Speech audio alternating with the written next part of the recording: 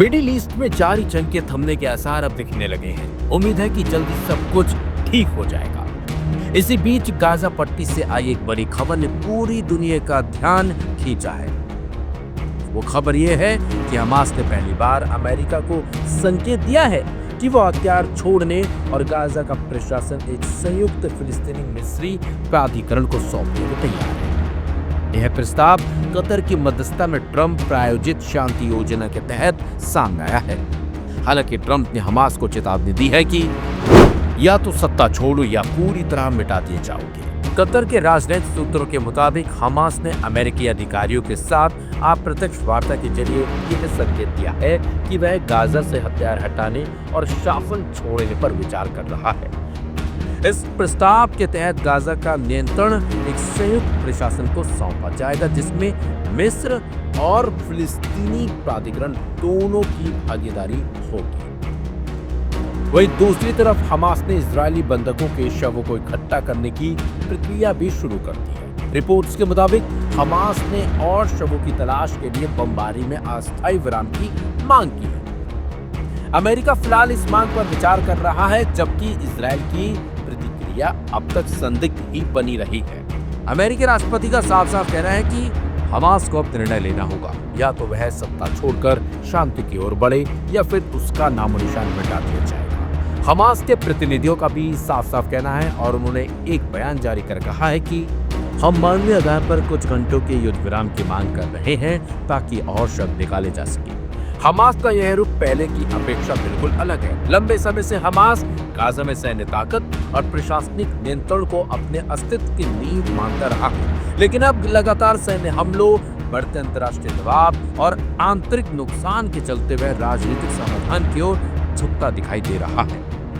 वही विशेषज्ञ मानते हैं कि यह प्रस्ताव अगर व्यवहार में लाया गया तो यह न केवल गाजा संकट को खत्म कर सकता है, बल्कि फिलिस्तीनी राजनीति में एक नया अध्याय शुरू हो सकता है। हालांकि सबसे बड़ा सवाल यही है कि क्या यह हमास की असली मंशा है या केवल समय खरीदने की रणनीति। कायरा में उच्च स्तरीय वार्ता जारी है, जिसमें मिस्र, कतर, अमेरिका और संयुक्त राष्ट्र के प्रतिनिधि शामिल हैं।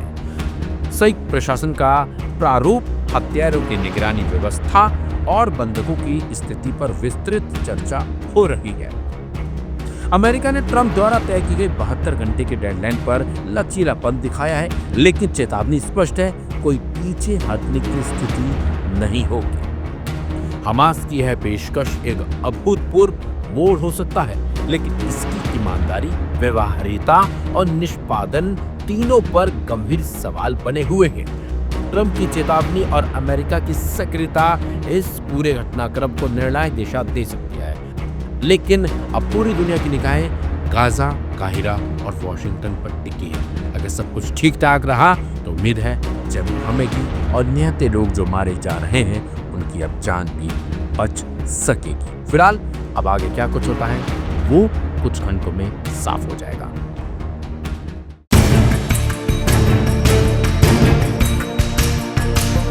गाजा और इजरायल के बीच तनाव एक बार फिर तेज हो गया है। बीते 24 घंटे में हमास ने दूसरी बार इजरायल पर रॉकेट हमले किए हैं। तेल अवीव शहर को निशाना बनाया गया है, जहां देर रात रॉकेटों की बारिश से आसमान जगमगा उठा, जिसके चलते इजरायल में हड़कंप और अफरा तफरी मच गई है। जी हाँ, तेल अवीव के आसमान में रॉकेटों की चमक और जमीन पर दहशत का माहौल। सोमवार देर रात गाजा से हमास ने इजरायल पर एक के बाद एक रॉकेट दागी। इजरायली सेना के मुताबिक कुल 5 रॉकेट लॉन्च किए गए थे, जिनमें से 4 को आयरन डोम डिफेंस सिस्टम ने सफलतापूर्वक इंटरसेप्ट किया है।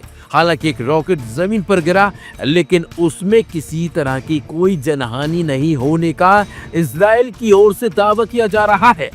रॉकेटों के हमले के बाद पूरे तेल अवीव और उसके आसपास के इलाकों में एयर रेड सायरन गूंज उठे। लोग सुरक्षित स्थानों की ओर भागते हुए नजर आए। कई इलाकों में स्कूल बंद कर दिए गए हैं और सार्वजनिक सेवाएं स्थगित कर दी गई हैं। हमास ने इस हमले की जिम्मेदारी ली है और दावा किया है यह कार्रवाई गाजा में इजरायली सेना की आक्रामक कार्रवाई के जवाब में की गई है। वह इजरायल ने कहा है कि वह इस हमले का मुंह तोड़ जवाब जल्द ही देगा। बीते सप्ताह गाजा में हुई जमीनी झड़पों में अब तक 40 से ज्यादा लोगों की मौत हो चुकी है। इनमें महिलाएं और छोटे छोटे मासूम बच्चे भी शामिल हैं। लगातार हो रही बमबारी और गोलीबारी के चलते गाजा के अस्पतालों पर भी लगातार दबाव बढ़ता जा रहा है। वह इजरायली सेना के प्रवक्ता ने बयान जारी करते हुए कहा है कि हमारी आयरन डोम प्रणाली ने अधिकतर रॉकेटों को रोक लिया है। हम इस तरह के हमलों को किसी भी कीमत पर बर्दाश्त नहीं करेंगे। हमारी जवाबी कार्रवाई तेज और निर्णायक होगी। वही गाजावासी इन हमलों के बाद से डरे और सहमे हुए हैं।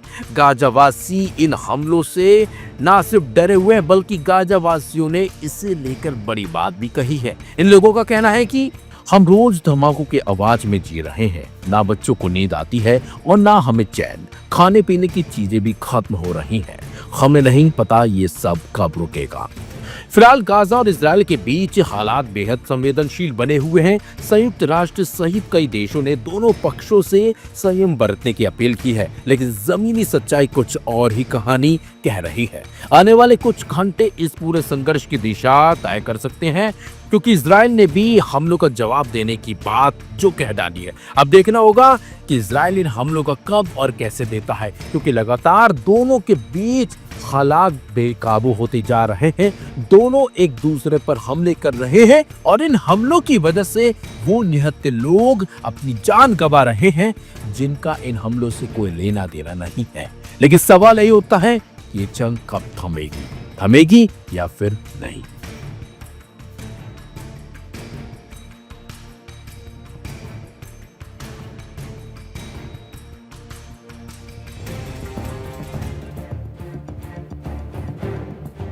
गल्फ ऑफ अदन यानी अदन की खाड़ी में अचानक धमाके की गूंज सुनाई दी और डच झंडे वाले कार्गो शिप मिनर्वा ग्राफ्ट से आग की लपटें उठने लगी। यह हमला हुआ था हूतियों की क्रूज मिसाइल से।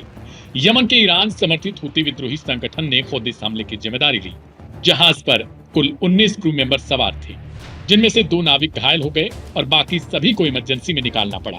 लेकिन जहाज को आग की लपटों से गंभीर नुकसान भी पहुंचा और अब उसके डूबने का खतरा मंडरा रहा है। हूती प्रवक्ता यह